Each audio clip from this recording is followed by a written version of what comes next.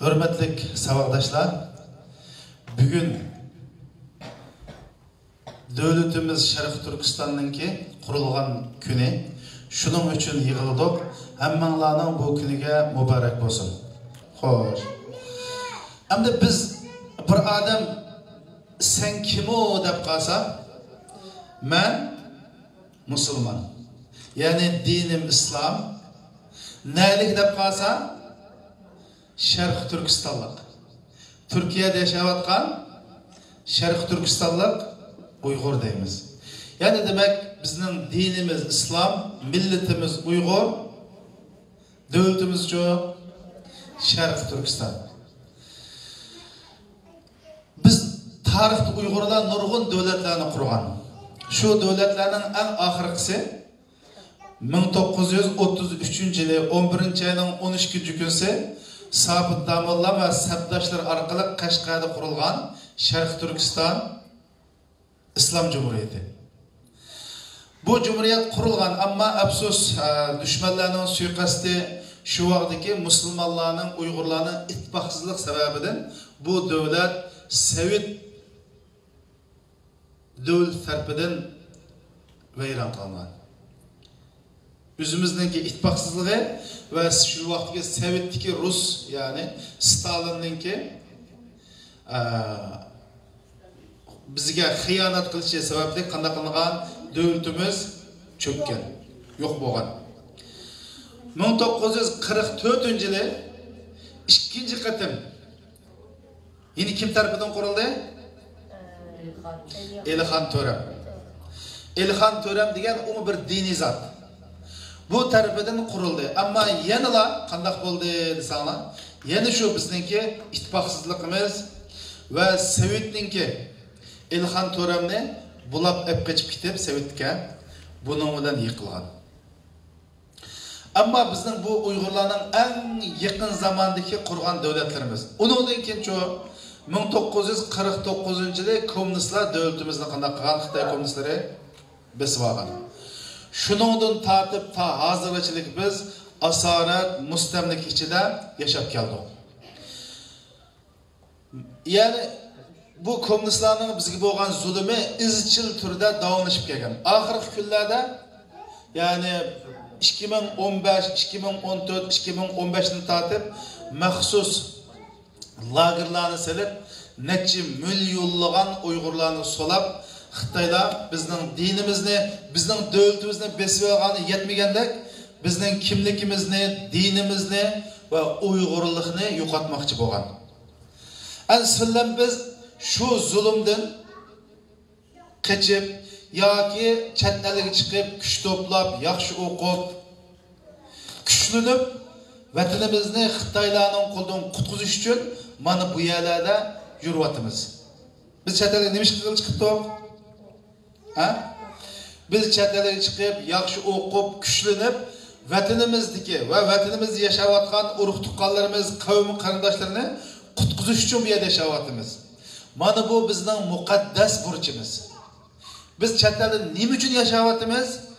Yaxshi o'qib, kuchlanib, vatanga qaytib kirib, zolim kommunistlarni vatandan qo'g'lab chiqarib, vatanimizningki shu 33-yili, 44-yili qurilgan davlatimizni asli keltirib, o'z vatanimizda hur va erkin yashash uchun bu chet elda turyapmiz.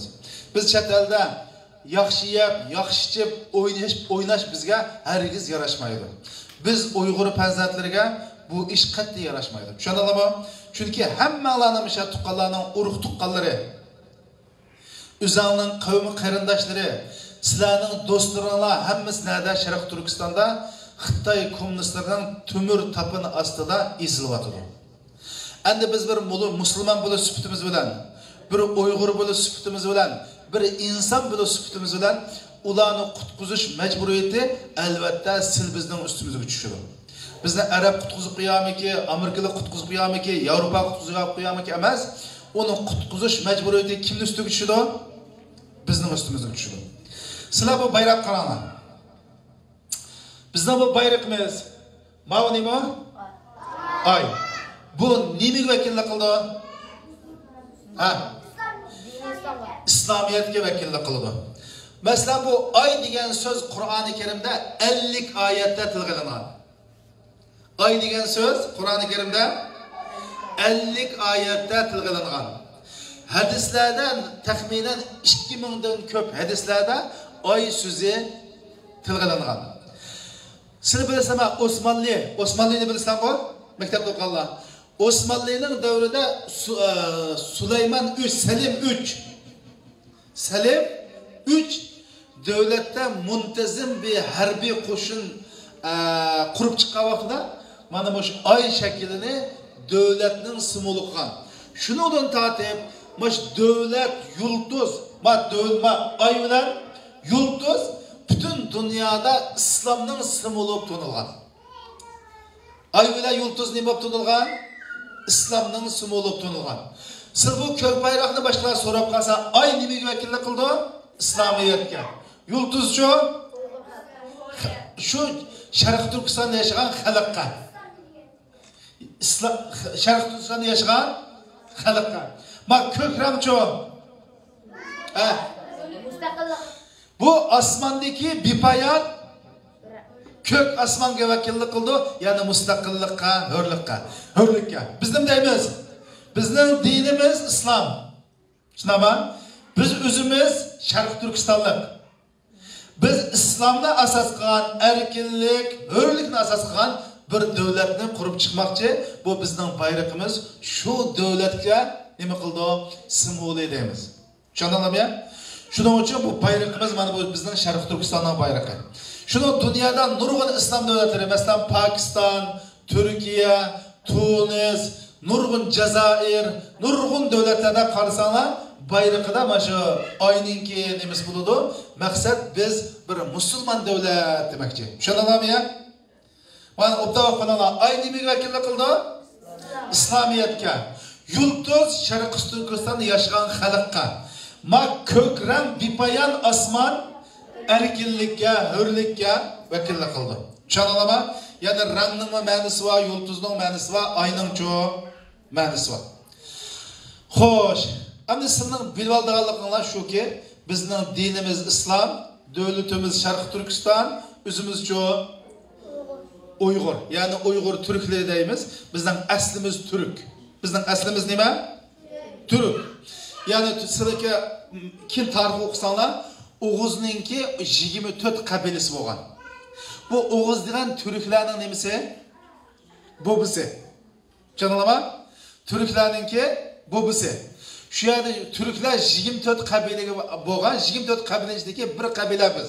Shuni biz Qirg'iz, Qozoq, O'zbek, Maya Turkiyalik, Turkiya, Ozarbayjonlik hammamiz amaliyotchi. 24 o'lkaga bo'lingan hammasi turk. Hammasi nima? Turk. Ve biz musulmon. Biz-chu musulmon. Qur'onimiz bizning dasturimiz. Qur'on bizningki dasturimiz. Islom bizning hayotlik nizomnomamiz. Tushundingizmi? Shuning uchun biz musulmon, Sharq Turkistonlik, Uyg'ur millati. Tushundingizmi? Endi biz bu vatanni biz hozir tabriklayapmiz. Mushunda vatan qurilibdi deymiz. Shuni insonlarda bo'lganki, silib bir odam sen Türkiye'de nemiş qilsan, sen Uyg'ur nemiş qilsan yoki nemiş qilmoqchi edisan, men yaxshi o'qib, tirishib, kuchlanib vatanimni va vatanimdagi xalqni qutqizish uchun men bu yerda yashayapman. Biz Turkiyada nima uchun yashayapmiz? Yaxshi o'qib, kuchlanib, shunami? İslam davlatimiz bo'lgan Sharq Turkistonni zalim, tajovuzchi, kommunist Qizil Xitoydan qutqizib, o'zimizdan o'sha Sharq Turkiston Islom Cumhuriyetini asli keltirib, xalqimizni shu azob uqubatdan, qulluqdan, mustamlakadan qutqazmoqchi. Mana bu bizning nimamiz bo'ldi. Ha? Majburiyatimiz. Buni tushundinglarmi? Shunda qilmizmi, qilmaymizmi? Ovozingni bo'sh turdi. Qilmizmi, qilmaymizmi? Qilmizmi, qilmaymizmi? Ha, mashallah. Rahmat. Alloh razı olsun.